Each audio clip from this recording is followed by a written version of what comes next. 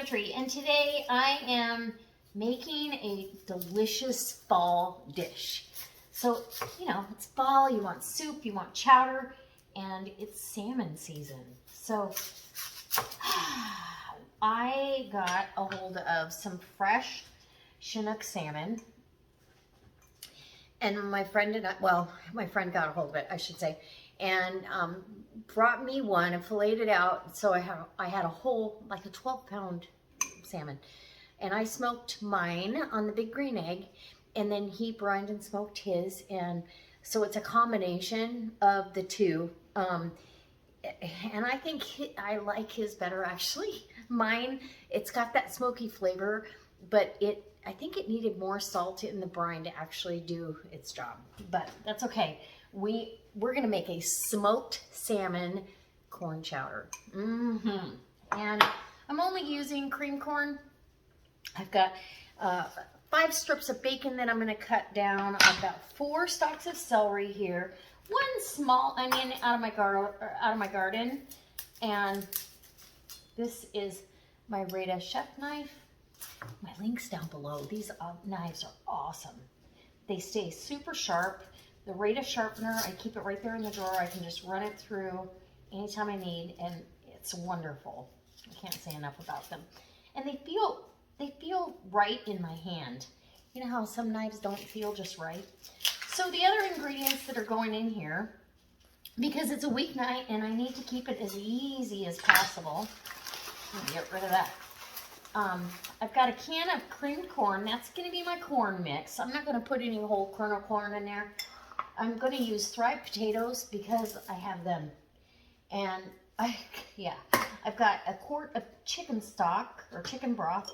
I've got a container of clam juice to give it a little extra seafood flavor. I've got Thrive's garlic. It's the minced garlic. It's delicious. Some SPG with this, which is a salt, pepper, garlic blend, some cracked black pepper because you have to have it, a brick of cream cheese, and I've got heavy cream in the fridge as well. And so I may add more chicken stock. We'll see how chunky I get it. I wanted a chowder, but I really, really want all those flavors to just become one and make us all happy. So I'll be sharing this too. So I'm making a nice big pot of it so I can share. All right, so I've got olive oil in my pan ready to saute this onion and this celery. I'm gonna get this chopped up, so come on in. Okay, so I am really not picky about how I do my onions. I know some people are, and what happens is what just happened there. So I'm just going to chop them. It doesn't have to be perfect. And I could put them in my little chopper from Tupperware that makes quick work of it. But so I just hold them together as if I had the root end intact, and then I come back here, and if I want to, I can do this. You know, just be careful.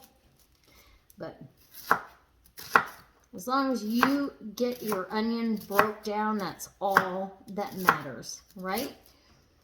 And because I'm using the Thrive carrots, I don't have to chop a carrot. I had a few out of my garden, but I'm telling you, I can't keep my hands or my mouth away from them. They are so delicious. If I pick a little baby carrot, I eat it. And so I didn't get to use those. And I'm gonna get my celery kind of broke right down the middle of each rib, because I don't need it to be that big.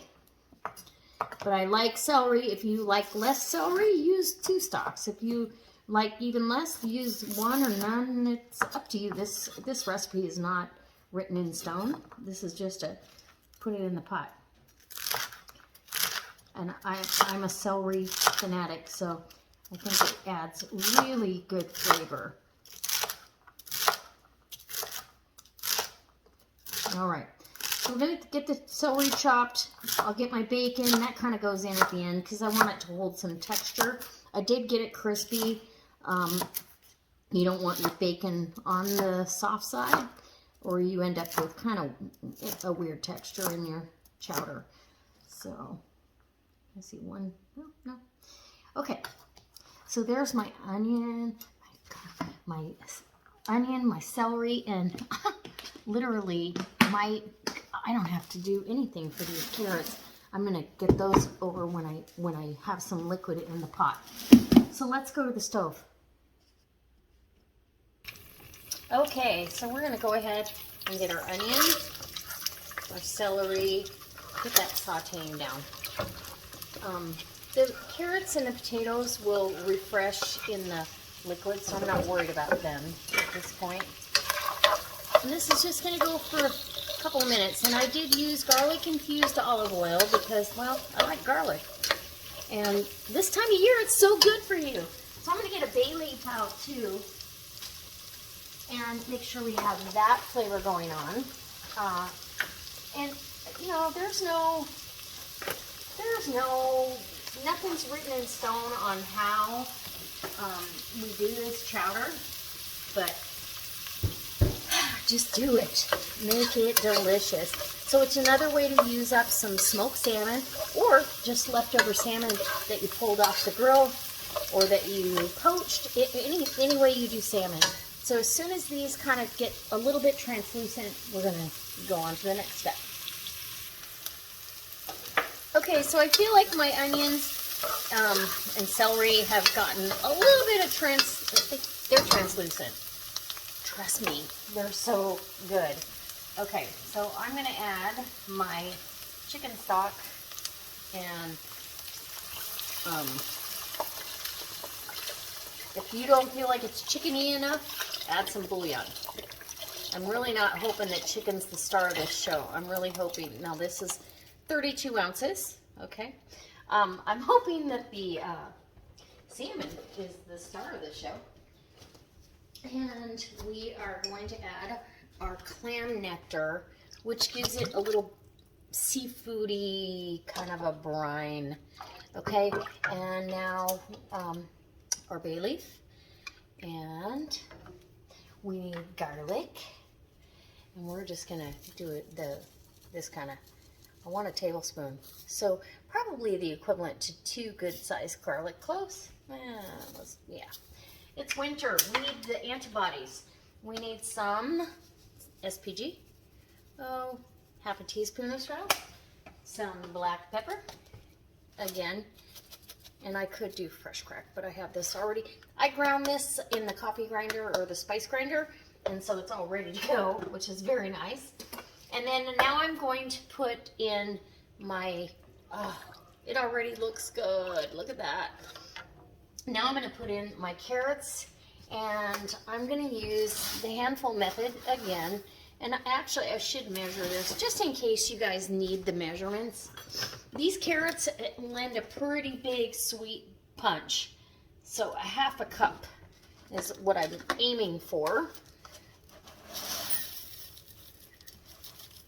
So we're going to do a heaping half cup. Well, it's not even that heaping. A half a cup of carrots. So that would be the equivalent to a whole carrot diced up, I would say. And and that gives you a little bit of pretty color. And they're going to refresh. Now I want a half a cup of my potatoes. And these are the dehydrated. Thrive makes freeze-dried and dehydrated.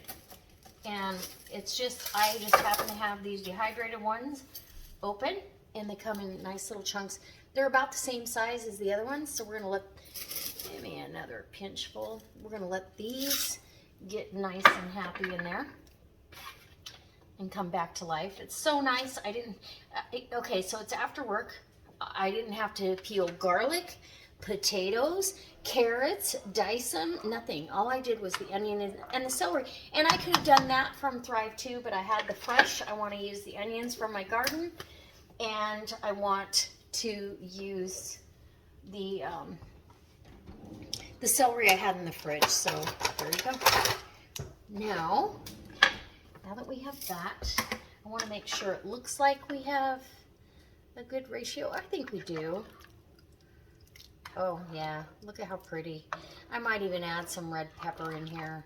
But let's give the cream corn 1 can of cream corn, and this is a 14.75 ounce can of cream corn. That'll give it another element of sweetness. And little bits of corn. I really, like I said, I didn't want too much corn in here. All right, we're gonna let this simmer, and I'll do a little bit of a taste test here in a minute, but we're gonna let this simmer until it's time to add the salmon. I don't want the salmon in there a super long time, just like I don't want the cream cheese and the heavy cream in there too long. Oh, and I almost forgot. We've got the star of the spice world, a heaping tablespoon of dill, dried dill. Oh yes, you have to have it with salmon. Yum. That is going to make this so good. And if I would have had more time, I would have grabbed a leek out of the garden and all that. If it was a weekend, it would have been leeks and potatoes and all that. But here we are. It's a weeknight. We're going to have a delicious chowder, but it's going to be on the fly. I almost forgot. You've got a cup of Chardonnay. Yes, ma'am. A cup of Chardonnay. And that will cook off. And look, we're going to have a nice big pot of soup, or chowder. Cup of Chardonnay, it leaves the wine flavor. If you don't like wine, leave it out. Leave it the way it was. But trust me, it's delicious. I thought I was going to sneeze. Okay, so my soup has had a chance to simmer. I did add a cup of diced butternut squash. I have some already cut up in the fridge, so I was like, oh, I gotta put that in there. Anyway, it smells and the broth tastes amazing. Everything tastes really, really good. I added another teaspoon of chicken bouillon, just to give it a little more flavor. So I softened my cream cheese up, you know, how you leave it out on the counter and let it come to room temperature. It's going to take a little bit of work to get it all good in here, but that's okay. And I will probably thicken some cornstarch with some cream to, you know, some heavy cream to get that going. But I want to let this get all melted in here. It's going to add such a great flavor. And again, because I'm doing so much work in here with the spoon and all of that, I don't want to break this up. Or I don't want to, you know, break up the salmon until I have to. I want to keep it in chunks. You want some big chunky salmon pieces. So we'll get this cream cheese all incorporated, and then I will get a slurry to thicken this with some heavy cream, and then we'll add the salmon, the bacon. Actually, I'm going to garnish with bacon for you, but I'm honestly going to add everything but the garnish back in here because it's going to work as lunch. And see how the chowder is starting to cream up a little bit now. Ugh, my mouth's watering. Haven't even got the salmon in there yet. So this is why I don't put the salmon in until this has had a chance to break up. So look, it's already getting creamy. All right, we'll let that finish, and I'll bring you back when we're okay. So once your cream cheese is incorporated like this, you know, and you got a little bit of a simmer going on, it's okay. You can simmer this. Oh my gosh, and have a little bit of chunks floating around in there. It's not gonna hurt. We're gonna add our salmon. Oh, I cannot wait. Okay, so our salmon, and this is 2.5 cups, more than likely, of smoked salmon. And I left the pieces pretty good size. I want you to know when you pick up a spoonful of this, you're getting a hunk of salmon. Oh, and I could smell that smoky goodness. Yum. Okay, salmon, and I'm gonna put all the bacon except for my garnish because, well, pictures are going to need a garnish. So it just, you know, leave out a tablespoon or two for, or not, just a little bit for garnish. For the pictures, that's all.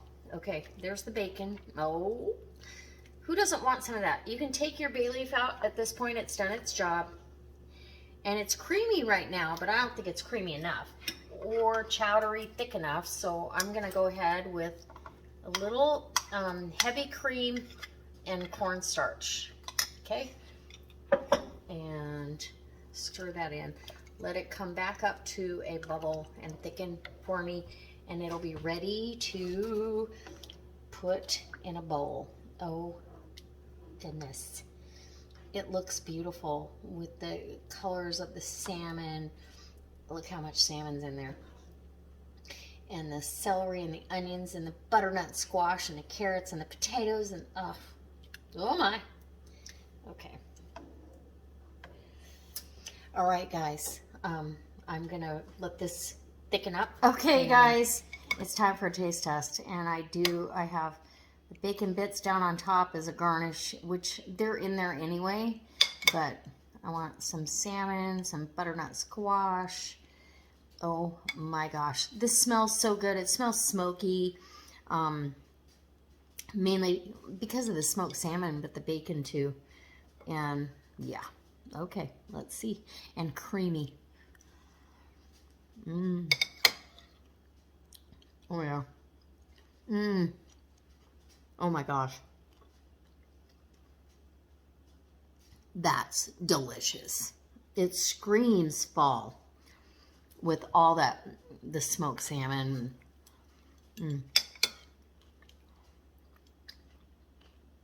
See, I'm glad I left the chunks big, because even though you're stirring it and folding it, you end up breaking them up.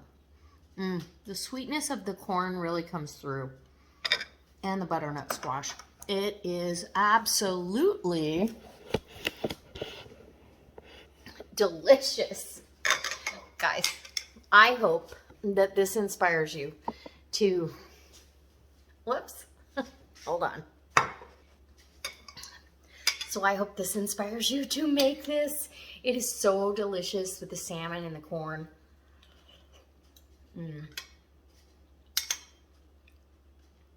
The salmon is the star of the show. Honest to goodness, it really is. And I love all the flavors, but that creamy broth is wonderful. Okay.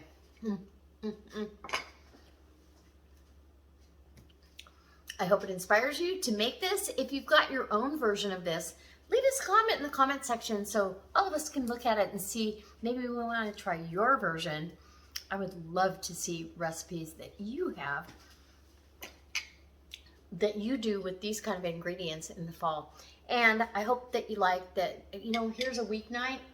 It's now 6:30. My chowder is done, and I probably cut a half hour of peeling, chopping, composting of vegetables, and cook time, at least 20 more minutes of cook time, because those vegetables that were freeze-dried do not need that kind of cook time. They refresh in a matter of minutes. All right, guys. Okay, check all the links below, and I can't wait to see you next time with another bowl of chowder.